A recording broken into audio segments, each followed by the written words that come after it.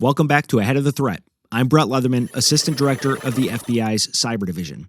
Coming up, I sit down with Richard Horne, Chief Executive of the United Kingdom's National Cybersecurity Center, or NCSC. We get into what the UK is seeing on nation-state threats, the strain on critical infrastructure, and where AI is taking all of this. Before that, I want to do something a little different with the news today. Instead of running the recent headlines, I want you to meet the person joining me from London because her job is a window into how the FBI fights cyber threats at home through our field offices and how that fight extends across borders. Then we close on one news story which sets up my conversation with Richard. My co-host today is Kathryn Sherman. Kathryn is the FBI Cyber Assistant Law Enforcement Attaché in London, what we call a cyber ALAT. You've heard us say that before here on the program. She is a career cyber special agent who has spent time in assignments across the Bureau in our Dallas field office, at FBI headquarters in Cyber Division, and leading a cyber squad in the Washington field office before she deployed to London. So, Kathryn, welcome to the show. Hey, Brett. Thanks for having me. Appreciate it. You bet. You started as an investigator in the Dallas field office, which is where you and I met. Yeah. What do the days, weeks, and months look like for FBI cyber teams who are working the threat on the front lines from a field office? One thing I love about this job is that every day is different. So you can wake up one day and you're out interviewing a victim. The next day, you might be working with your prosecutors to develop a strategy on a case. And then the third day, you might be with a company helping them with a tabletop exercise. Over the course of a month, you're working with the intel analysts on your squad, the computer scientists, the data analysts, and your prosecutors to develop a strategy on disrupting a major cyber threat that you've been investigating. So there's never a dull moment. I was lucky when I went to Dallas that squad had a wonderful history, and they had really built a good rapport with the community there. So I really got to get to Dallas and get to work and kind of stand on the shoulders of the folks that came before me. And the work was great.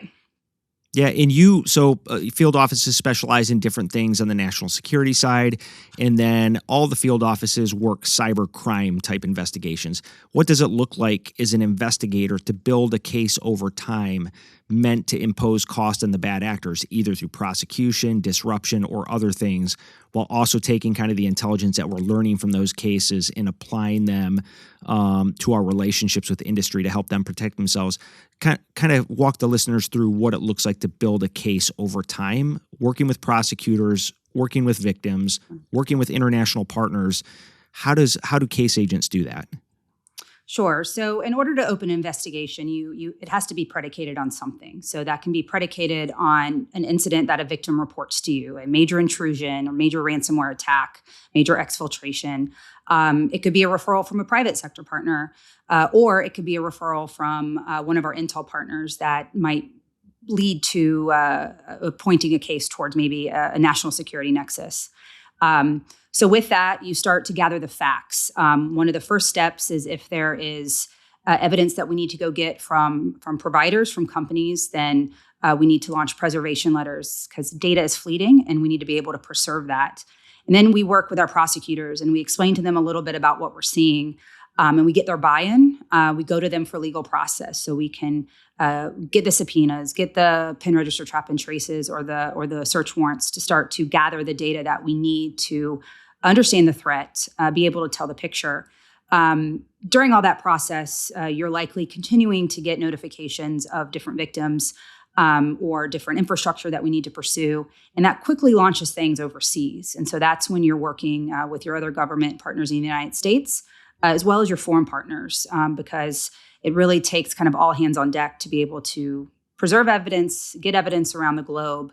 And of course, another critical piece is our private sector partners.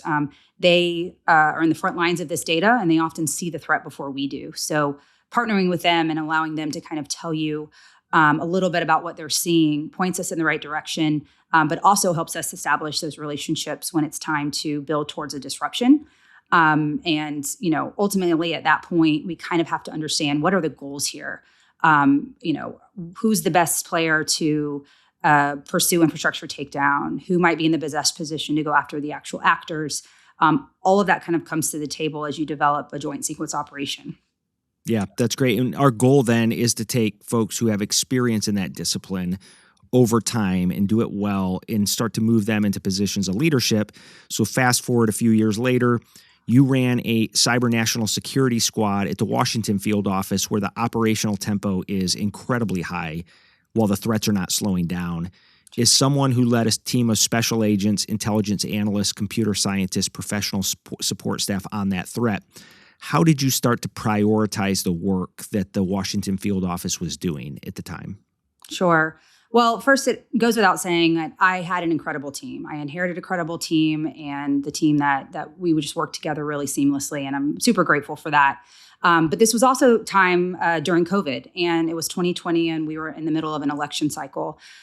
So first, what we really had to do is I had to really understand my people. That was also challenging because it was in the middle of COVID and people were in and out. But what motivates your folks and what are their strengths and weaknesses? If you can understand that, you can really understand and set them up for success and what needs to be handled day to day. So there were kind of really two paths. I needed folks to focus on the casework that we already had on our plate. We had to move the cases forward. We have to develop intelligence because at the end of the day, if we're missing that threat picture, if we're not developing that threat picture, that's just as bad as if we are not providing critical threat briefings in a timely manner. But then there were just a constant cycle of threat briefings that we had to give around the election time and around everything that was happening specifically in the Washington field office area of responsibility. So I had a team that really focused on that, and those threat briefings became muscle memory. And what that allowed them to do is it allowed them to be able to articulate the threat in a manner that could be understood. These are technical details that can sometimes be challenging for folks to understand, especially when you're telling them bad news. But they were able to do that in a way that could be understood. And then secondly, is they could provide mitigation steps that in a way that was tangible. It was something that they could understand.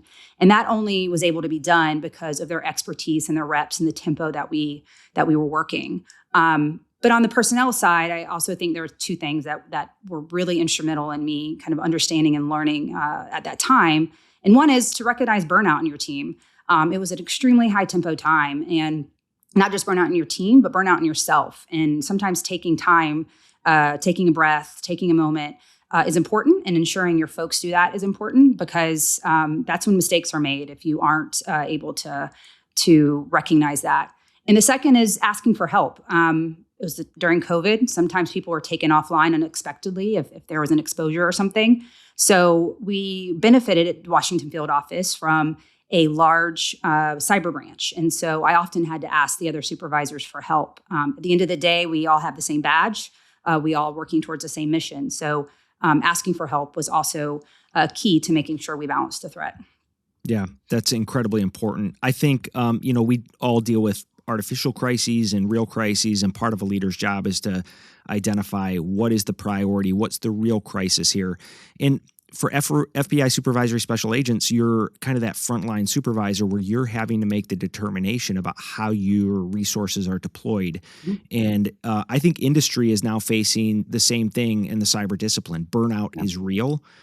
Crises are real, whether a ransomware attack takes major systems down and you are running multiple shifts of incident response. You've got reporting obligations. You're trying to determine what is a priority here versus what is an artificial crisis. Is a leader in the FBI, what were, do you think, the top one or two traits that you had or that you see across leadership here at the FBI that makes it such an impactful, I think, organization where we have great frontline leaders making good decisions? What are those traits that you think make those leaders not good, but really good? Sure. Well, I think first and foremost, you have to put your people first. You are the frontline supervisor, and that means you are supervising people with a lot of experience at times, and sometimes are just out of the academy or maybe even just out of college if they're coming to us at a professional staff level. So really care about your people and making sure you're getting them what they need to be successful. And that's just not successful at the job, but that's successful at life, right? Sometimes it requires, helping them understand a little bit about when to take breaks or when this is, what is considered an emergency and when we really need to dig in deeper, because you're managing you're managing special agents, but as well as professional staff. So I think care about your people is probably the number one thing. And then I think the other thing specific to our organization is really being able to kind of manage up and down, right? Is being able at the frontline supervisor level, highlight the wins of your team, but also highlight what they need and be able to get them the resources. But then also on the way down, is managing expectations and being able to navigate a way forward for them to be successful, because sometimes you don't get your way, right? Sometimes a prosecutor doesn't agree with a decision that you've made or wants to go a different way, or sometimes another foreign partner or other government partner is in the better position to lead on an effort. And so you're kind of having to explain to your team, like, maybe we need to sit second fiddle to this one. So those are conversations that you need to be kind of able to manage up and down and explain to them in a way that helps them learn and grow in the organization. And as part of that, I hear you saying also transparency. In those engagements, transparency is incredibly important. And the other thing I would tack on to that, I think, too, that goes hand in hand with that is communication. And communication is key. A vacuum of communication, especially in a high operational environment, leaves people wondering what the priorities are or today what we should be addressing. And I think the best leaders, at least in our organization, communicate well. In fact, they look to over-communicate.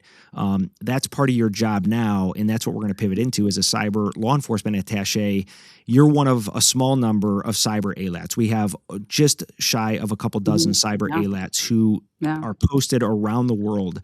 And communication is so key to the work that you do. It's communicating with the partners in country that you deal with, but then it's communicating back with the FBI teams, both here at headquarters and across the 56 field offices, to help them understand kind of the emerging threat, in your case, in the United Kingdom. Right. So what does having you in London let the FBI do that we couldn't do from Washington? Sure. Well, first, I think having face-to-face relationships really matters. It matters even more so during a critical situation that you're trying to navigate. Specifically here in the UK, we benefit from 80 years of partnership with the UK. You know, our partnership was defined after World War II, and this is the 80th anniversary of that. So I got to step into a partnership that already was built on trust and confidence in how we were moving that forward. But specifically when it comes to the cyber threat is we have to execute things at speed. And with that, we have to be able to understand what each partner needs from us or what we might need from them in order to facilitate that action. But sometimes there are challenging conversations to be had too. We need to kind of figure out what role we're going to play in an operation or what role maybe a partner is going to play in an operation. And sometimes that's a give and take. Those conversations, those challenging conversations are done face to face, and the relationship is built and it's maintained because of the respect and showing up that I do when we need to kind of work through the tough decisions to kind of get to the next phase of an operation. Yeah, you mentioned speed of action, kind of joint action. You've been in the room for some of the biggest joint sequenced operations and joint investigations between the U.S. and the U.K. over the past few years. I'm thinking Operation Kronos, the takedown of Lockbit, our work together on Scattered Spider, and other things. Without getting ahead of obviously anything sensitive, what does it take to make transatlantic operations like those come together? Sure. So it goes without saying, like, you have to have respect and you have to have patience. At the end of the day, in every situation, we all want the same thing, right? We want to stop criminality and we want to protect the public, whether that's the American people or the citizens of the United Kingdom. Everyone wants the same thing. The challenge comes in figuring out the path that we're going to get there. We have the US and UK are very similar in many ways, but we're also very different. The U.S. and specifically the FBI are very large, and we have a lot of resources, which can be advantageous at times, but it also has its disadvantages. The U.S. and UK legal system actually operates very differently. And so it's a challenge sometimes to be able to navigate that. However, me living here and me working here, and after 3 years understanding kind of how the UK investigative process works, it's really helped me to understand where we can best fit with each other. And it's helped me to manage those expectations, and it set goals for our case teams back home. What should be shared? What can the UK do with our intelligence? And sharing at speed, because I'm here and because I have those trusted relationships, also allows us to move the ball forward at a much quicker pace. Great. Before we get into the news item today, I want to ask you one more question. You've now done this work domestically and abroad. You've seen kind of the best of what the FBI does. If you were to talk to a college student or a young professional who's already working in a private sector security role about weighing the opportunity to become an FBI special agent and working the cyber mission, what would you tell them as they weighed that? Like, how would you advise them to think through whether they pursue a job with the FBI as a special agent or whether they stay in industry? Sure. Well, I think we have the best job in the world. I think we can do anything in this organization that we set our minds to, and we get to protect the public in the meantime. So first and foremost, I think you have to have the passion to want to do that, to want to be a public servant. But specifically with cyber, I think you really have to maintain that curiosity to learn. The threat actors are constantly changing the tactics and techniques they're using. And the technology is already changing. I mean, AI is the front of every conversation. So if you don't have that curiosity to keep learning, you're going to be way behind. The FBI provides great training, but the curiosity that kind of keeps you motivated, keeps you wanting to learn, is, I think, what makes very good cyber agents at the end of the day. But overall, it's the mission of the FBI. I mean, we get to work in the law enforcement side as well as the national security side, and we get to work with incredible partners all over the world.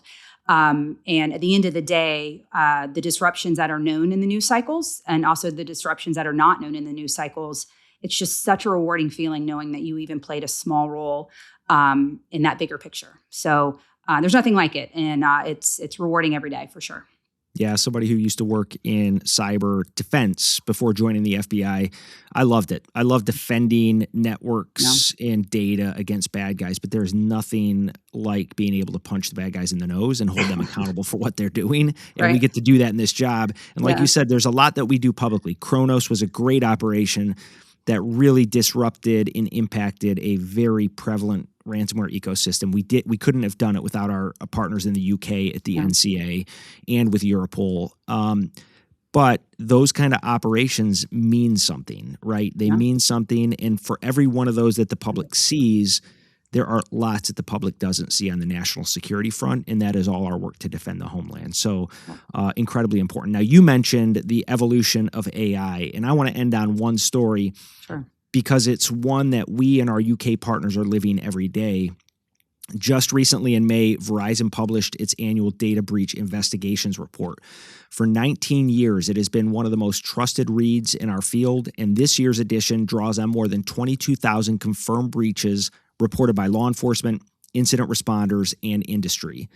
Several things jump out, but one really stood out to me. For the first time in those 19 years, exploiting a known software vulnerability past stolen credentials is the most common way attackers first break into a network. It now accounts for 31% of breaches, up from 20% the year before, a 55% increase year over year, while stolen credentials fell to 13%. The numbers behind that shift are what should get all of our attention. Attackers are weaponizing known flaws faster than defenders can close them. Of the vulnerabilities listed on CISA's known exploited vulnerabilities list, or the KEV, the ones we know for certain are being used in attacks, only 26% were fully remediated last year, down from 38%, and the median time to fully patch one rose from 32 days to 43 days. The exposure is also shifting to the edge, with internet-facing devices and VPNs climbing from 3% of these breaches to 22%. Verizon ties the speed to AI, which has collapsed the window from disclosure to exploitation from months to hours. The report calls the rapid weaponization of known vulnerabilities a capacity crisis for security teams. And this is not just a U.S. read. Earlier in May, the UK's National Cybersecurity Centre, Richard Horne's agency, told organizations to brace for the same thing, a wave of AI-driven vulnerability disclosures they called a patch wave. A leading U.S. report and the UK's NCSC in the same month pointing at the same problem. So, Kathryn, you have visibility into how both U.S. and UK organizations respond when a major vulnerability lands. How should cybersecurity executives prepare their boards and stakeholders now? Sure. Well, first, I think it's important to highlight the phrase that NCSC used in that article, which was technical debt.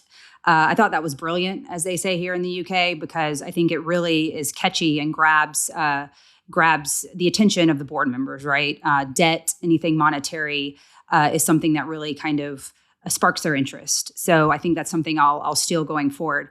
But I think there are three things that cyber executives should really, really be focused in on. The first is they need to be able to articulate their attack surface. That includes internet-facing devices, that includes their cloud workload, their third-party services, and as well as their critical applications. And secondly, with a patch wave coming, or the need to really enhance the speed of patching, they need to realize that executives need to realize that this is going to cost money, right? If they're doing this right, then those patches come. They're going to identify end-of-life devices. They're going to be taken offline and replaced. Critical applications might need to be taken offline for patches to be implemented. That could cost money, but the risk of not doing it could cost even more.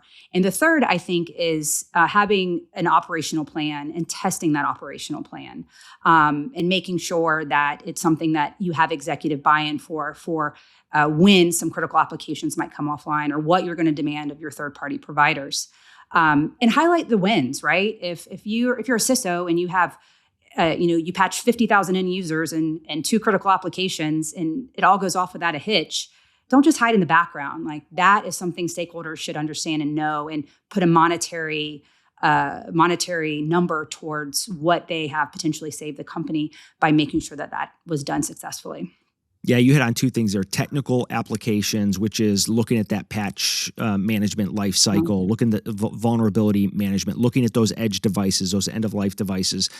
But the other part is the leadership buy-in here, and as an executive, understanding that there is an investment that is needed. It's a financial investment. It's a time investment, and that is whether you're in the board of directors or you're a CEO or CSO or CIO, you're part of the risk management equation, and understanding what this risk is that is coming downstream is incredibly important.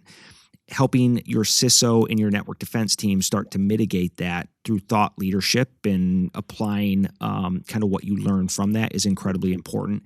And I think that is the piece that is going to separate the organizations who do really well at defending against this versus those that don't. Which organizations have buy-in at the executive level that are prepared to step into the fight and start to resource the teams that need to defend against this evolving threat landscape? Absolutely, boss. I mean, at the end of the day, an organization and the leaders should want their cybersecurity teams to be on their toes and ready to launch into that operational plan during either a vulnerability announcement when they need to execute critical patches, or during an incident, and not be on their heels. And so the difference of those two and the different postures are going to be what they do now and what they're prepared to do when that time comes, which is what we do every day in law enforcement, right? We constantly train. We're constantly ready to execute operational activity, and that mindset, that understanding needs to be applied here as well.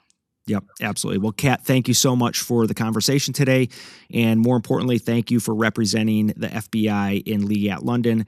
I get to see what you and your colleagues do in League at London every day to defend the homeland and take the fight to the adversary, but also to defend all of us, critical infrastructure, both here in the United States and in the UK. My goal, I get to see it, my goal was to give our listeners a small glimpse into what you guys do. And I know it's given them that small picture based on this conversation. And I just appreciate you coming on to do that. I know it's evening in the UK, so we'll let you get back to it, but thanks for being on the show today. Absolutely. Hey, it was an honor, and thank you for having me. I appreciate it. Great. My conversation with Richard Horne, Chief Executive of the UK's National Cybersecurity Centre, an agency Kathryn and our London teams work with regularly, is next. Welcome back to the episode. I'm really happy to be joined today by Richard Horne, who is the CEO of the UK's National Cybersecurity Centre, which is part of GCHQ. Fresh off the heels of the UK's kind of flagship cybersecurity conference, which is hosted by the NCSC, Richard Horne is here in the US and agreed to join us on Ahead of the Threat. So, Richard, welcome to the show. Thank you, Brett. It's great to be here. Are you recovered yet from last week? I think so. Yeah, okay. Pretty much. All right. Well, it was a busy week. I was there all week and really enjoyed the opportunity to see both the presentations, hear your keynote, as well as kind of participate in the one-off engagements with industry and key government partners throughout. So thank you for putting on such a great event. It was. I think everybody thought it was an outstanding experience. So I'd love to kind of hear initially your reflections, but first, for our U.S. audience, can you help them understand what is the UK's NCSC? Yeah, so thank you for having me, Brett. It's great to be here with you. And some would say being led to a windowless room in the basement of the Hoover building for an interview is a trepidating experience. But we promise you will leave here unscathed. That's great. So NCSC, we sit within GCHQ, which is the Signals Intelligence Agency. Similar to the NSA, Similar right? to the NSA. So we generate the intelligence on our cyber adversaries. And I guess in terms of the US system, we overlap with the NSA, you and the Bureau, and CISA, sort of in various ways. So we lead the charge in the UK in terms of defending against the most advanced threats, so the nation states. We lead in terms of raising the resilience and the defences across the UK as a whole, and particularly our critical national infrastructure. And we're the National Technical Authority for Cybersecurity, so issuing the kind of authoritative advice and advisories and guidance, and also input into government risk assessments. And then obviously we partner with the likes of the National Crime Agency, who also work with you in this space. So it's sort of, we're overlapping Venn diagrams in terms of how we map to the US system. Yeah, the partnership is incredibly important because it's taking that national security picture, which GCHQ sees on a regular basis, and certainly distilling that in ways that the public can action, to defend networks and to defend national security as part of that. Yeah, absolutely. And I think kind of increasingly in the world we're in, getting that kind of really tight line between intelligence as to what's happening against us into being able to take action to defend ourselves, and as well action to disrupt, is really important, and getting them as close together is critical. Yeah, increasingly important because, and we'll talk through kind of some of the implications that, a through line of Cyber UK was artificial intelligence and closing the gap between how the actors are able to exploit technology. But let me first get your reflections because, NCSC does take perspective and distill it into ways folks can protect their networks from a technical standpoint. There's a lot of advisories that go out that we often co-seal on together. The conference itself was really broadening that context a little bit and giving folks the opportunity to come together in person and hear from NCSC's perspective, to hear from the FBI's perspective. I had an opportunity to speak there, to hear from industry's perspective. And so what are your reflections from last week that kind of still sit with you this week? Yeah, so it was really interesting because each year we try and kind of set the tone, as it were, in terms of where are we in terms of cybersecurity as a nation. And man, what a time to try and set sort of capture the moment we're in. So we sort of settled on an idea for my speech of I talked about driving through Florida, I think it was 2008, and just on Alligator Alleyway kind of across Florida, and suddenly got caught in this torrential downpour and just could not see the road ahead. You could just see the tip of the bonnet and just make out the start of the white line in front, and just had to stick to that because you can't stop because someone might come in behind you. So it's sort of that real sense of sort of angst in terms of you can't see the road ahead, you have to keep going. And how do you manage through that? And a lot of it is about focusing on the fundamentals of how do you drive well, how you alert to risks, how do you respond quickly. And sort of that painted a picture, I think, of where we are in cybersecurity. And I talked about kind of the idea of a perfect storm where we've got two forces coming together. One is just incredible technology disruption, and we've seen it the last few weeks, especially in frontier AI. But there'll be all sorts of other things that will drive that disruption in the coming years, coupled with rising geopolitical tensions and a changing landscape geopolitically. And they come together, and cybersecurity is in the intersection. And that does create the kind of perfect storm for us in cybersecurity. So recognizing that, but as well recognizing we do know how to get through. And yes, we will need to reimagine cybersecurity over coming years as technology changes and it changes how we can do cybersecurity. But right now, a lot of the emphasis needs to be on focusing on the fundamentals that we've always known we need to do. Yeah, I for the American audience, first of all, a bonnet I think is a hood, Indeed, probably sorry, in the front of the car. So a little bit of translation there on my end. Yeah, I was struck by that. Going back to the fundamentals, a lot of folks think about the proliferation of artificial intelligence and new technologies with we have to get more sophisticated with what we do. And fundamentals matter here, right? Because Absolutely. It continues to be the exploitation of the fundamentals. As I sat there listening to your keynote and kind of you talking about that, it took me back to my days as a pilot flying aircraft. When you are kind of hit with this perfect storm, when you start to have conditions that deteriorate similar to what you faced, you go back to the fundamentals, which is aviate, communicate, navigate, in that order, right? The goal is fly the aircraft at first. Like whatever is happening outside, your goal, keep the aircraft upright, fly it. Then you communicate, let others know kind of what your position is and what your plans and intentions are. And then you start to navigate. You start to, okay, now we've settled things down. How do we navigate to where we need to get? As a result of this perfect storm. And it really is something that I think the audience should hear is fundamentals matter in this environment. Yeah. The threat actors themselves haven't changed. We still face the same nation state and there's still criminal actors, the same groups, but the way they operate is differently. But it still targets identity and access management. It still targets Absolutely. Edge devices and those kind of things.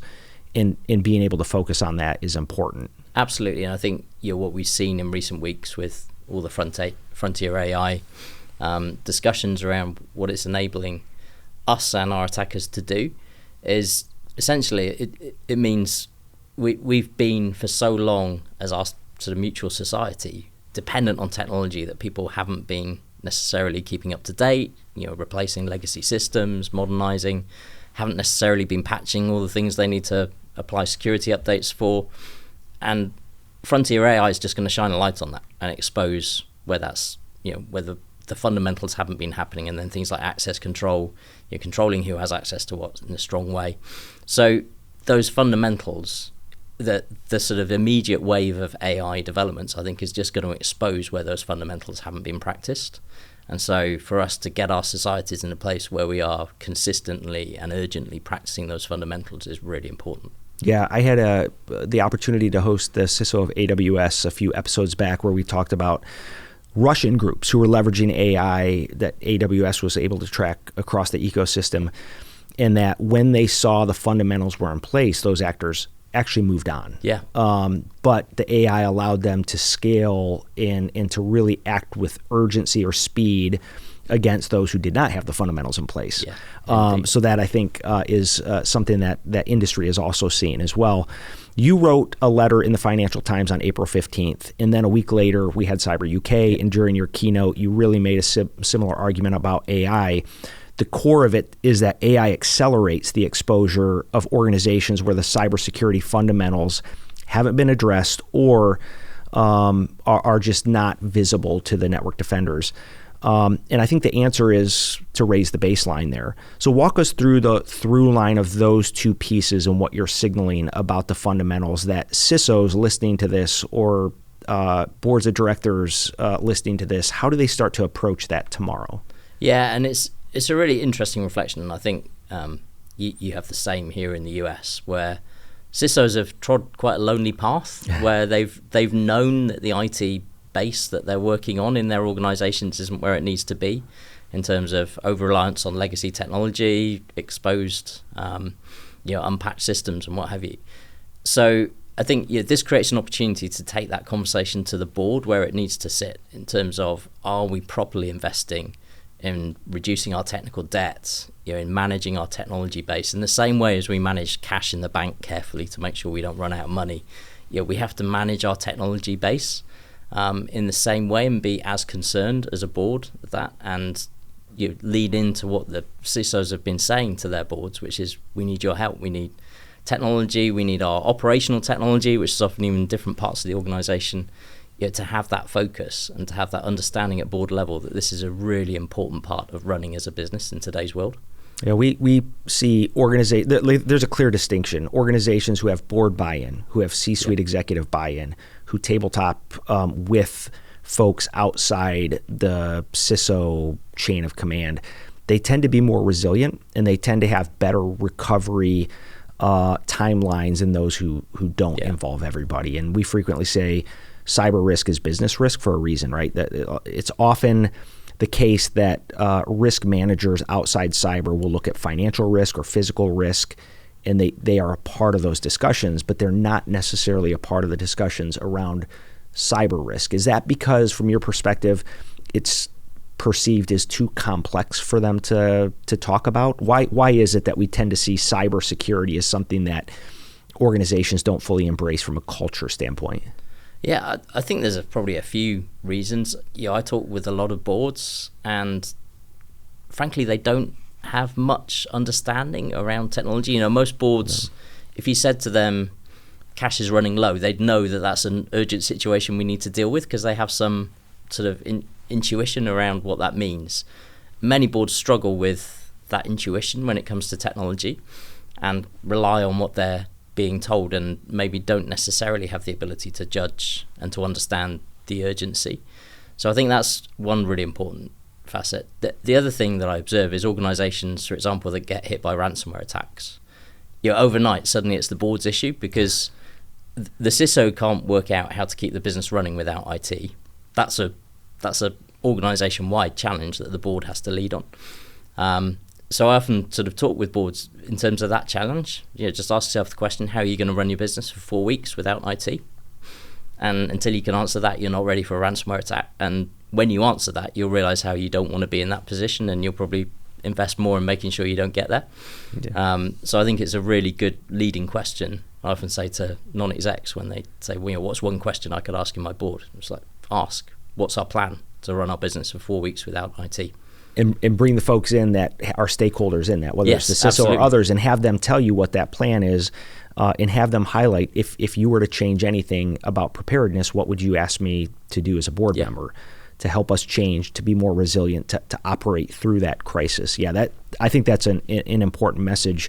I think every CISO listening would advocate for that, and I would encourage every CISO listening to leverage your keynote, which is currently out there, by the way. NCSC has published that, is part of the opportunity to engage with their boards, to say, here is what NCSC is saying about resilience, especially in the coming weeks, months, and years, or this podcast even in the discussion here, because I would say we're relatively unbiased. We're not trying to sell products. We're trying to sell national security, right? Absolutely. You said success is going to rely on the defenders embracing AI as quickly and rapidly as the offenders using it.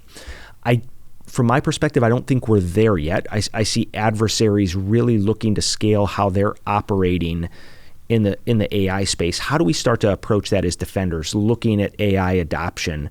I look at it as a step before you run, kind of walk before you run model, but what's your perspective on how defenders start to adopt AI in meaningful ways? So there's so many layers to that question. I think one layer is many product providers are baking AI into their products, and that's a good thing. EDRs, leveraging. Exactly, if you leverage cloud-based platforms right now, they're using artificial, so it's embedded in some of the technologies. So a lot of the kind of looking for anomalous behavior, even some of the access systems and things like SOC, security operations centers, how they run, and using AI to replace some of the first-line activities that are quite manually intensive. But actually, if you automate them with AI, you can make them quicker, you can make alerts more effective, and what have you. So using AI to optimize that tooling is one step. I think the other step that's kind of a really pressing opportunity for all of us is using AI to improve the quality of code. Yeah. And this is where there's a real long-term opportunity, but there's a short-term bump to get through. And that is, the long-term opportunity is we can have code that has had all of its vulnerabilities eliminated before it hits the market, before it gets truly kind of secure by design, right? Now you've got this model that is not human, right? It is generating code that is hopefully more secure by design, and maybe in a continually a continual process of updating that code over time as well. So that's one way. So that's a real opportunity. Now, there is a bump to get through in that we've all got code deployed that hasn't been through that process, and so it will go through that process with us needing to apply security updates at scale and at pace. So I think that's the short-term bump to a longer-term, almost better future. I think it does give organizations opportunity to change their procurement practices. You could procure on the basis of bespoke software or services. We want the reassurance of it's been through our favorite LLM to get a clean bill of health in terms of vulnerabilities. So there's huge opportunity there, and as well, AI used for code generation, the sort of the vibe coding type tools. Again, if it's done right, it can generate code that's good code and address a whole load of the quality issues that we face today. But there is an if there, in that the code generation needs to be trained well and the models need to be good so that it does generate good code. And I'm struck by if it's done right, because there's a lot of bad ways to employ AI in our environments as a knee-jerk reaction, right? It's really starting to think through logically in the near term, and then long term, how do we start to employ this technology that is ethical, safe, and also helps us scale and accelerate defense. Absolutely. Yeah, that's right. And that kind of, I spoke at RSA about sort of the different spaces we defend in. So we defend the near space, which is sort of the systems of companies, critical national infrastructure, and others in our environment. We defend in the far space, where we kind of take action against our adversaries and disrupt them, degrade them, and so on. And then we have a mid space, which is the cloud infrastructure, the telecoms infrastructure that we all rely on. And actually, we've kind of viewed them as separate spaces and in the past, but I think increasingly with AI, we have a real opportunity to detect something here and turn it into an action over here, and in real time at national level and international level, be able to intervene and disrupt at scale in a way that we haven't before. And there's a real opportunity for us to research and work on together around how we join up those environments and defense across them. What is required of industry to help us do that, to close that gap between the near term and the long term, or the near technology and the going after actors' infrastructure, conducting those disruption operations? To do that at speed and scale, what do we need from industry to do that? Yeah, so I think for private sector organizations, the first thing, the organizations that are likely to be targets, which is all organizations, the first thing is getting the fundamentals right.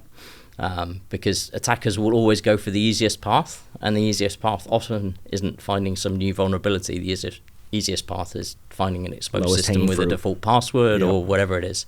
So getting those fundamentals right is absolutely key, and that's a key challenge we have across all our societies. I think for us in the UK, we really focus on how we can work with tech providers, with telecoms providers, to make interventions at scale. So we have a service we call Share and Defend, where we just, at the moment, we just collate all the malicious links we know about. Banks feed in and all sorts of others. It's often sort of fraud related, but just any malicious links we know of. And then we pass them to the ISPs, the internet service providers, and they're now starting to block in real time when people try and click on one of those links. And the figures are staggering in terms of how many times an attempt to resolve a link is blocked. We're in billions already, and it's just phenomenal. Yeah. And it makes you realize that some of those interventions we can make in that mid space, in the cloud environment and the telecoms environment, can have huge impact and just take so much noise out of the system. That's where the telcos and the major cloud providers have real reach, and being able to defend our collective populations is we pass intelligence, and their willingness to employ defensive measures across their ecosystem is important. But to your point, where they're seeing that intelligence and they can share that intelligence with us, that's what makes us better at either helping defend sectors, defend the economy, or the sooner they share, maybe even move upstream against the actors themselves. Absolutely, that's right. And that's the unique position that you're in. Yeah. Being able to sit in the middle of an ecosystem and partner with industry, with private sector organizations who either can give us intelligence or give us the ability to intervene in partnership with them. and act on that intelligence. And those are the industry partners who have unique perspective, but there's also a role, I think, in victims of a cyber attack coming to us. And there's a what I would describe as a time to live when it comes to reporting. Like the sooner they report to us, the more we can do to help them, the sector, and move upstream.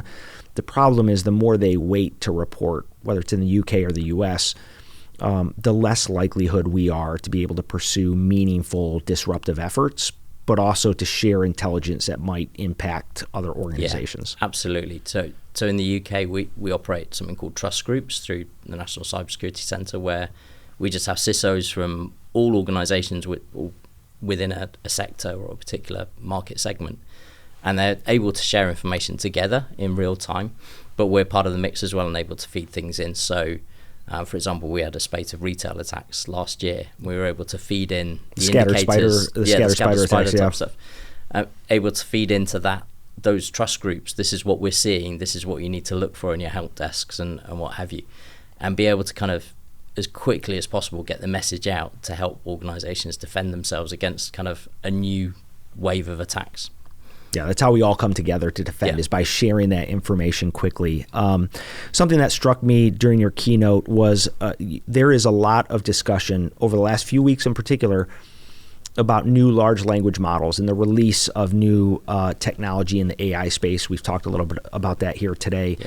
But one thing you said, you called workforce perhaps our biggest challenge. And so I think not a lot of people are thinking through that right now. They're thinking through the AI piece. But on the U.S. side, not too long ago, the White House released the president's national cyber strategy, which makes developing cyber talent and capacity a top priority here. It's one of 6 pillars. It's incredibly important. We've identified that gap in technical workforce and prioritized that. Clearly, you see that as an area of risk as well. How are you pulling together industry, academia, vocational, technical paths? Like, where are you guys looking to bolster workforce resilience, and what does that look like in the UK? Yeah, so, I mean, I've been in this role 18 months and came to an organization that's now been running for sort of 10 years. And one of the first things the National Cybersecurity Centre did was focus on this challenge. And the interesting thing for me is we're now starting to see the fruits of what was started 10 years ago, and only because it's been kind of applied consistently for 10 years. So there was a scheme started called Cyber First, which is all about getting school kids interested in cybersecurity, and particularly, back then especially, there were very few women in cybersecurity. So how do we get more girls interested in cybersecurity? How do we get people from less privileged backgrounds and what have you?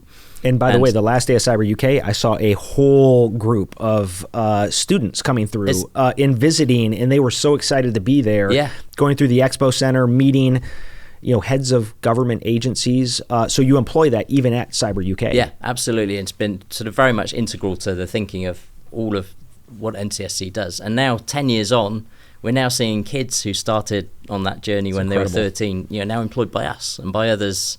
They've been through sort of schooling, they've had bursaries to go to university, and they're now in employment in cybersecurity. And it's really made me realize that addressing a workforce challenge is it's a long-term project. It's not something you can kind of dip into and out of year by year. You have to stick with it for a long time.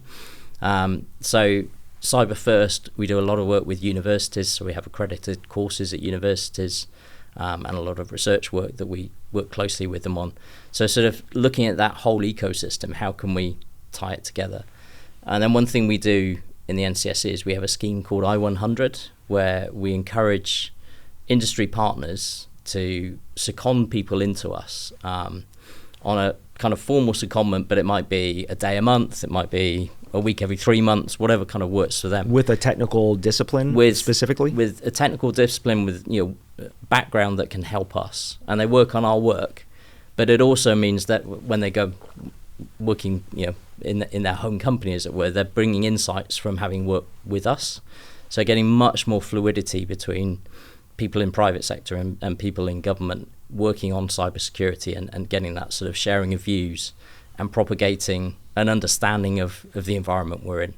I think an appreciation for what you guys are doing as well. Yeah. That there's a lot of probably misconceptions about what happens within NCSC, GCHQ, and the UK government, and it gives them the ability to say, this is how they're working to defend us. And that perspective is important when you go back out to your company, and then you start to be able to share with others as an ambassador what it is that they're doing to help. And then it really reflects in your comments about Cyber UK, when you kind of bring the whole community together. You've got sort of government, you've got industry, you've got CNI, you've got academia, you've got all sorts of different sort of interests reflected, but a real sense of community and a real sense of shared mission that we're here to make the UK the safest place to live and work online. The kind of issue that I struggle with is kids now who are in university and studying the computer sciences and understanding like where this is going as it relates to artificial intelligence. And I tell them a lot, like, really embrace AI right now while you're in university. Understand how AI can augment what you do, whether it's coding, systems administration, networking, whether you're looking at forensic artifacts. How can you start to learn artificial intelligence? I don't think a lot of universities are probably teaching that, but there's an opportunity to do that kind of on their own. How would you advise a student right now who is studying computers, who might be afraid that their job may be outsourced to AI at some point someday? What would you tell them as far as how they should prepare for their future kind of entry job in cybersecurity, whether it's in the government or outside the government? Yeah, and I mean, it's a really interesting area. I often say to kids when I talk to them, when I was your age, my job didn't exist. And cybersecurity didn't exist. It didn't. And really what fueled my journey was a passion and an interest in the subject. So, for me, it started off in a passion for maths, pure maths, which led me into cryptography and led me into what then became cybersecurity. And that's sort of how I've been drawn into this and sort of been on this career my whole life. So I think more than anything, it's about being passionate about how things work, how the digital world works, being curious, being interested, but as well realizing that what will make us unique as humans is what makes us humans. So those soft skills, the ability to speak in public, the ability to inspire others, the ability to lead others, they're really important skills as well. Yeah, it's incredibly important. So you mentioned your kind of mathematics background in cryptography. Yeah. You have a PhD in cryptography. So you kind of started out looking at cryptography, which is a very unique skill set for somebody who now leads NCSC. So being a mathematician by training, with that PhD in cryptography, I also remember you said during your keynote that right now quantum readiness is in our gift, meaning we have an opportunity here to still make progress, I think, right, against what is going to come. Can you help us understand what you meant by that and what that looks like over the next year, 5 years, or 10 years? Yeah.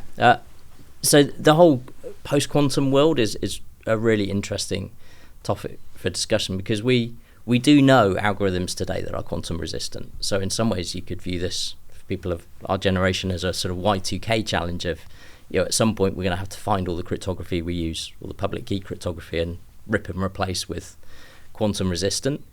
I think it's probably a bit deeper than that, in that, I remember when public key cryptography was first being used, and we were finding all sorts of kind of tweaks that needed to be made to implementations. So I remember, with RSA, we started using short exponents to start with to make the computation easier, and then realized that actually that introduced weaknesses. So you had to use longer keys and what have you. So I think there will be a journey. It's not a one-stop thing with replacing cryptography with quantum resistant. There will be a journey as we realize algorithms need modifying and what have you. So I think sort of a mindset of crypto agility is what we all need to understand where we use cryptography, and understand that we will need to be agile in terms of being able to replace that or modify it as time goes on. But the standards are there now for post-quantum crypt. They're starting to be implemented. We're starting to see some of the big tech companies using quantum resistant technology and internet protocols and things like that. So we're starting on the journey, and organizations, I think, need to be in a place now where they're thinking about how they procure IT to make sure that that crypto agility is baked into the procurement, and starting to think about how they get a grip of all the places where cryptography is used in their organization, and how they would go about addressing a new kind of technical debt that we're going to have to deal with in the coming years. And this isn't I'm just going to make a decision tomorrow to start using post-quantum cryptography. This is a complex issue, and I think that's why you framed it well in Cyber UK is we have time. We have algorithms right now that are out. There's still a lot of learning to be done, but really it's not a tomorrow decision. It's a next month, next year, next 5 years. Like, how do we start to build a roadmap? Is that where organizations need to be to start thinking about kind of their perimeter devices, how they serve protocols, or how they communicate between machines or sites? Like, how do they start to prepare and frame that out? Yeah, and it is a real challenge for organizations, and many private sector organizations and many government organizations, work on annual budget cycles, and we're talking about a 5 to 10 year plan, which doesn't fit well within many of the sort of the structures within which we work. So I think it is really important to be quite overt within organizations about we need a 10-year roadmap, and this is what it's going to look like, and we're going to have to be on this journey and stick on this journey year by year as we go through different budget cycles. So I think the most important thing now is to be clear about the plan and the phases of the plan, and that we are on a multi-year journey, and we need to set ourselves up for success on a multi-year journey. That makes sense. And I think that's something that, that's an opportunity for folks who don't understand post-quantum cryptography to leverage, number one, the folks who are experts in this industry, like the mathematicians who do this and lead, consequential government agencies, or folks who work for them to understand where our points of vulnerability are, where our key data is, and how we start to maybe incrementally provide those, or replace devices with technology that already implement these kind of safeguards. Yeah, that's right. Switching topics a little bit, staying on cryptography, because we're going to talk about ransomware, an epidemic that we continue to see here in the U.S. and I know is a big issue in the U.K. During your keynote, you said, I'm trying to get the language close here, we should already be at the point where paying ransoms in the face of destructive attacks simply doesn't happen. Yeah. Walk us through what you meant by that. So there's a bit of unpicking here, and I think this is really important. Firstly, for organizations that are blessed with not having been in this situation, that what happens with a ransomware attack is you have two things. One, a load of data is taken out, and there's a threat to publish that data. The exfiltration publication, embarrassment, and the threats to it. And the other side of it is they often encrypt systems. It's the availability of the data impact itself. The availability. And then the extortion has two levers to it. One is pay us and we won't publish the data we've taken. And the other part of the extortion is you probably can't recover your systems, pay us and we'll give you a tool that enables you to decrypt all the systems we've encrypted. Now, for both of those, there shouldn't be a need to pay. If an organization is prepared, there shouldn't be a need. For the threat to publish data, we know from the joint operation that we had internationally to take down the Lockbit ransomware group sort of a couple of years ago now, isn't it? Operation Kronos. Yeah. Yep. We know from taking down their servers that there were companies that had paid a ransom and their data was still on those servers. So we know that you can't trust the criminal's words for it. They might not publish the data, but it doesn't mean they've deleted it. And it doesn't mean they're not going to come back to you at some point and re-extort you for that. So there should be no drive to pay on the basis of by paying the data will be deleted, because we know that you can't rely on that. The second driver of pay because it will help you recover. There is a myth that it's like kind of you pay a ransom, you get a key, you put it in the door swings open and the lights are on. And it's nothing like that. We know that even if you pay a ransom, all that does is give you the ability to recover your data. You've still got to rebuild all your systems. It's still a weeks, months-long journey to get your systems back. And if you've got backups of your data that are protected so that even your systems administrator can't delete them, then you will have secure backups of data that you can recover from, show you shouldn't need to pay a ransom to get back your data to recover your systems. Now, it's still a long journey to rebuild those systems if you haven't thought through a plan for how you would rebuild your systems at scale and an environment where you can recover your data into and rebuild your systems. But actually, there shouldn't be that incentive for organizations to pay a ransom, because those two big drivers actually shouldn't be there. Yeah, for me, there are situations where you experience a destructive attack or a ransomware incident, think NotPetya, where you're encrypted and you think you might have an opportunity to pay a ransom and get your data back. The opportunity is just not there. And if you haven't prepared that's really important, because in the world we're in of rising geopolitical tensions, we're going to see more hacktivist attacks, which are essentially like ransomware attacks, but no opportunity to pay. Yeah, we saw the Hondola attacks on Stryker, of course, exactly. where a U.S.-based corporation was attacked by an Iranian-aligned group, and that was destructive. That was not meant to solicit a ransom payment or anything. Right. And I think that idea of resilience is increasingly important because at some point here, with geopolitical tensions, with artificial intelligence, you may not be able to pay a ransom. The actors may not care about that. That's right. And that resilience key is, how do you operate? How do you fight through that? Air-gapped, immutable backups is an example of something everybody should be thinking about right now. But I'm afraid right now we're in this culture of, well, they're always going to offer us a key, and it's a insurance payment away. It's a cyber insurance policy away. We have a $1 million deductible, and we can make the payment. We'll get the key back, and we'll start to reconstitute. I agree. Like we see in those cases, it's not as easy as just plugging in a decrypter. Absolutely. You're still rebuilding. You're still got to You're rebuild decrypting your stuff. It's not as easy. And we've seen folks who have paid a ransom and gotten the decryption key who've then said it's actually just still easier to reconstitute from backup at this point. It's too complex.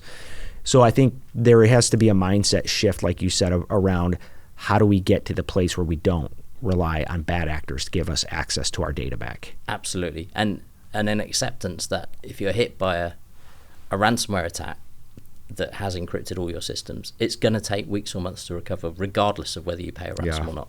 So you need to be in a position where you have those backups that are secure. And a key question is, could my systems administrator delete my backups? Because that's what the attackers try and do. They try and become the systems administrator. They get privileged access, absolutely, which they know gives them the keys to the kingdom at that point. So having those backups that are immutable, but also having thought through the plan and even having some environment in place to be able to recover those backups. I often say to people, if you've got my DNA, it doesn't mean you can clone me. It's like, there's having my data doesn't mean you've got a working version of me overnight. That's right. There are a lot of steps to be taken, and it's a bit like that with recovering IT after a destructive attack. Just having the data isn't enough. You have to have thought through all the steps, how you turn that data into a working model. And practice it. Absolutely. Because nothing goes as planned. And so being able to have your incident response plan, work through it with all stakeholders and practices is incredibly important to find where those gaps are. In ransomware, it was interesting. On my way to Cyber UK, I had an opportunity to meet with CISOs in industry during a roundtable. And one of these CISOs, his organization had experienced a significant ransomware incident, cyber attack. And it struck me when he said, we were living through crisis, and two of the folks who worked for me in doing the incident response and recovery were hospitalized as a result of that. Just the physical toll that had taken on the defenders. We don't often think about kind of the welfare of the workforce when it comes to this. You had some unconventional voices at Cyber UK, which I really enjoyed. Folks who were maybe not CISOs or government officials who came in to talk through different topics that had direct correlation to cybersecurity and the work that we do, but weren't technical topics necessarily. So Margaret Heffernan opened the conference on willful blindness, which I thought was fascinating. But then you had a session from the Red Cross where they spoke about leading through crisis. Can you talk a little bit about that and kind of the thought process behind bringing the Red Cross in? So the Margaret Heffernan one was really interesting because I've been really struck by boards just not understanding the risk they're facing in cybersecurity, and it's almost like this sort of systemic blindness to failing to sort of being able to judge the risk they're carrying. So this lady, Margaret Heffernan, talks about willful blindness and how leaders of organisations can be in a position where they don't see the crocodiles that are close to the canoe. So that was a really powerful session. So that was one. And then the one you're referring to, I've had several big ransomware attacks where I often sort of end up having a weekly call with the CEO just to check in with them. And it becomes, quite therapeutic in a way, because there's no one else they can talk to, just at a sort of personal level. And been really struck by the strain on them and the strain on the organisation at a human level of an organisation that wasn't expecting to be in that kind of pressured situation, and especially the IT departments and the security departments that are right in the middle of it, in this sort of crucible of pressure.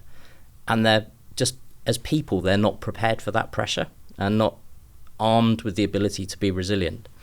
And there was a CEO of one company, Kerry Gilder, who I was talking to, and she was describing this sort of pressure that she and the teams felt and the impact it was had on them as people. And I talked to her about, well, wouldn't it be interesting, and this is her suggestion, wouldn't it be interesting to get someone who works in an organisation where their whole organisation is designed to deal with those traumatic situations and pressure, and compare how do you prepare your people for that? So we ended up finding an amazing lady called Else de Boeuf from International Committee of Red Cross. So I had the two of them in conversation talking about the pressure of recovering from a ransomware attack, coupled with Else talking about how do we prepare our people for the trauma of going into war zones, seeing all the things, dealing with all the pressure that you get with that. And how do you prepare your people for that? And what is the social contract? Because with many of our IT staff, there's an almost implicit social contract of it's a 9-to-5 job. You're not going to be required to come in the office and sleep in the office every day for 3 months, sort of thing. But actually, that is where many organisations end up finding themselves. So how do you prepare your people for that? And how do you put the right constructs in place so that you can manage through in a way that kind of safeguards your people as well as safeguarding your business? It's interesting. What I often say to folks in industry who suffer a breach is one of the value propositions that we bring in the FBI is we deal with crisis 365 days a year, right? I mean, it doesn't matter if it's counterterrorism, criminal investigations, like our agents, our analysts, our folks are kind of geared for that. And our goal is to bring some calm to the crisis in a cyber incident.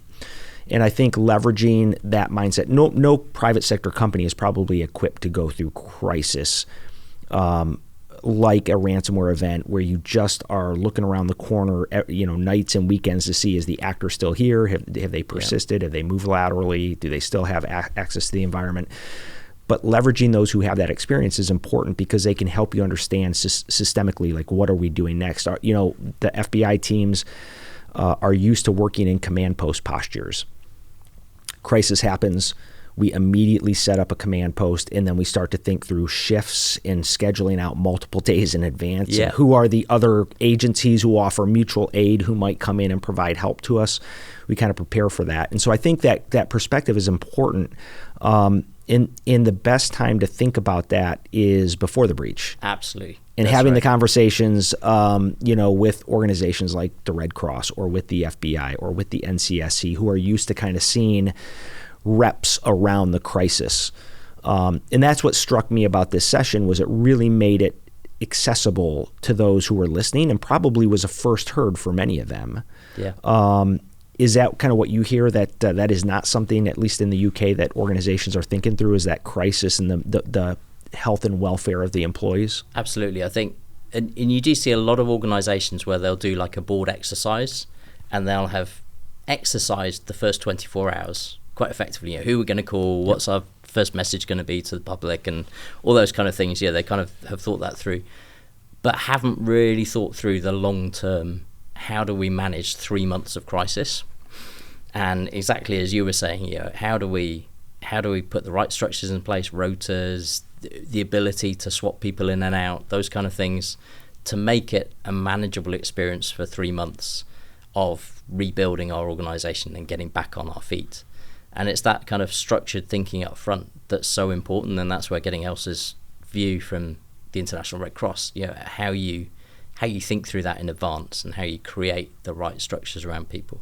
And interestingly, conversations I've had with CEOs of companies that have been hit by big cyber attacks where they realize that once you get to the end of that 3 months and you're kind of back on your feet and the adrenaline sort of rush goes from everyone, that's when often you see sort of impact on people as well. And again, comparing that with how the International Committee of the Red Cross supports people coming back from traumatic situations, it's really interesting learning the parallels and seeing how you can learn from organizations that deal with traumatic situations as part of their daily life. Yeah, I mean, we look at it as ensuring people get the rest they need, maybe not necessarily just during the crisis, but at post-crisis, because that's kind of when the letdown period, where you kind of lose that adrenaline of what happened in that crises mindset, and things start to hit home and you have kind of some trauma associated with that. So very, very great perspective. And I think you guys have put some guidance out there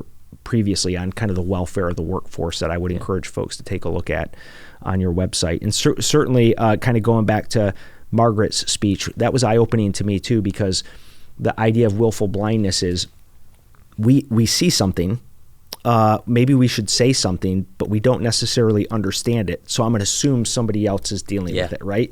And that is kind of a lot of people would say, well, I'm not making a choice there. I see it as somebody else's problem, but we're making a choice to ignore it. And I talk to my teams at FBI Cyber really about kind of radical ownership. Until you understand, it doesn't matter if it's part of your job or not, if you see an issue, until there's a positive handoff with somebody else, own the issue. That's now your issue until we hand it off to somebody who can acknowledge it and is going to take ownership of that.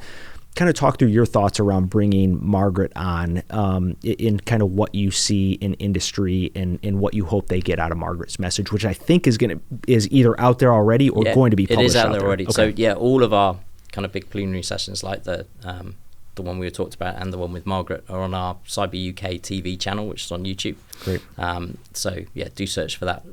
And we really wanted to create a kind of a resource for people to use with their organizations. Because I'm really aware, having spent time in industry myself, being a CISO is a lonely place. You see all the issues across your organization that are way beyond you. You can't sort them. And you need leadership support across the organization to get them sorted. And we wanted to try and create a sort of a resource that people could use in their organizations to help their wider organizations understand that this willful blindness thing might be going on here around our technology risk and our digital risk, and to sort of help equip CISOs with the ability to have the conversation with their organization about, this is bigger than me. I need the whole organization to lean into managing our digital risk, of which cybersecurity is a big part of. It's not just about me, it's about the whole organization, and I need to get you all kind of helping me manage this risk and leading this risk. So that was kind of the thinking behind it. It's like, how do you address that cultural challenge and get a cultural shift, not just a sort of dealing with the bits and bytes. Yeah, I have a Cyber Division leadership retreat coming up, and certainly now that is out on the YouTube channel, I think that is just germane to anybody who works in this space, whether you're in government, law enforcement, or industry, to kind of listen through ownership and what you see in your visibility, in providing both accountability and empowering your CISO or others to take responsibility or share things with you as well in ways that you can enter into discussions and support them. Let's kind of circle back to where we started here, which was the NCSC and GCHQ's role in the UK government and the FBI's role, and this idea that offense informs defense. And you said in your speech, in cyberspace, offense is a critical part of defense. What did you mean by that? Yeah, so I did a talk at the RSA conference and talked quite a bit about this, where this idea of sort of, people often talk about sort of the contest we're in is almost like a wrestling match or something like that, whereas I think it's more like a team sport match, something like basketball, for example. I grew up playing basketball, surprisingly, given my height, in the UK, and the idea of a full court press where offense and defense are kind of the same, and it's a fluid motion between defending on your goal line straight through to getting the ball in the net the other end, and there's this fluidity between offense and defense, and they're the same thing. It's just a contest, and offense and defense are sort of playing together all the time, and the idea of how do we construct that full court press as a collective, as government, as intelligence agencies, as law enforcement, as industry, as tech providers, academia, how do we create this full court press where we're defending on our goal line at the same time as putting the ball in the net the other end? And that sort of holistic view of cyber defense, I think, is really important. It's increasingly persistent engagement in cyberspace, right? Absolutely.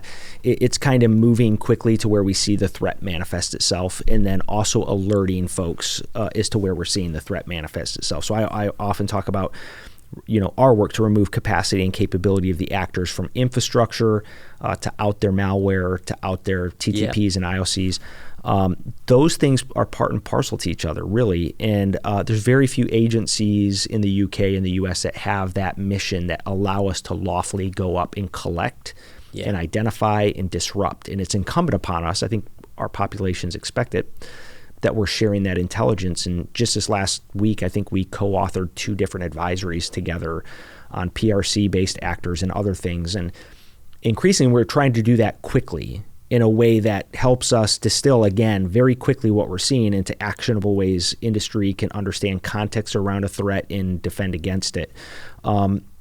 You guys led this last one, which was an incredibly impactful one on, residential proxy networks and obfuscation networks leveraged by PRC actors. What would you recommend as far as organizations developing a threat intelligence program that centers around some of this offensive, defensive cyber intelligence that we put out there? Yeah, so I think it's so important that we can get those advisories out there, we get people acting on them quickly and giving us feedback, because we will see certain things, either from incidents that we've worked on or from intelligence we've gained in the far space, as it were. By feeding that into defenders in their home turf and getting them to look for it and identify more of the picture, they can feed that back to us, and we can then identify ways to intervene in the mid-space in cloud or telco environment, or more we could do in the far space. And you create this sort of continuous virtuous cycle of sort of intelligence here feeding action here, which then generates more intelligence, which can feed action here, which then generates more intelligence. And that continual feedback is so important, and creating that cycle and the opportunity to use AI within that picture to make it quicker, more real time and everything. There's a really exciting opportunity for us as nations and as sort of democratic societies to position ourselves so well in the new world we're walking into. And we don't know that whole picture, but we know the opportunity and that kind of cycle we can create. But it takes all of us. Like in that us. same advisory Absolutely. I just talked about, we right. called out that technology companies in China are helping them broker access to our environments. Yeah. And so we talked early on about the importance of industry and victims engaging with us early and often on this stuff. It kind of goes to that willful blindness conversation we had, right? In industry, you've been drafted into the fight. Unfortunately, you've been drafted into the fight. That's right. And so sharing is a key part of that. And really that radical ownership in industry is what we would ask as well. Where can folks get these alerts? Where can they look to get this threat intelligence from NCSC in the UK, the UK government? Yeah, so our website, ncsc.gov.uk, is where we put everything there. And for organisations in the UK that are parts of key sectors, we have trust groups that they can be part of more of a conversation. And then we have various other schemes that they can work with us. But the key thing is sort of our website, our trust groups, our engagement through there in a similar way as you have over here. Great. Well, thank you.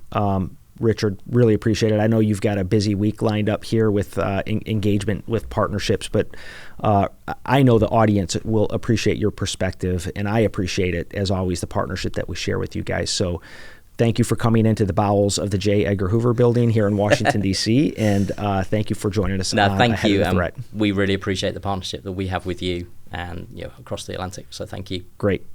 Well, that's Richard Horne, CEO of the UK's National Cybersecurity Center, joining us today to talk AI, the importance of fundamentals. And we've talked about this throughout the Operation Winter Shield campaign, that the fundamentals really matter.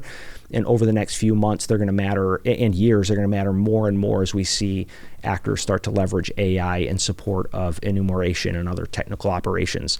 Thank you for joining us. We look forward to seeing you next time on Ahead of the Threat. I'm Brett Leatherman, Assistant Director for FBI Cyber Division. We'll see you next time.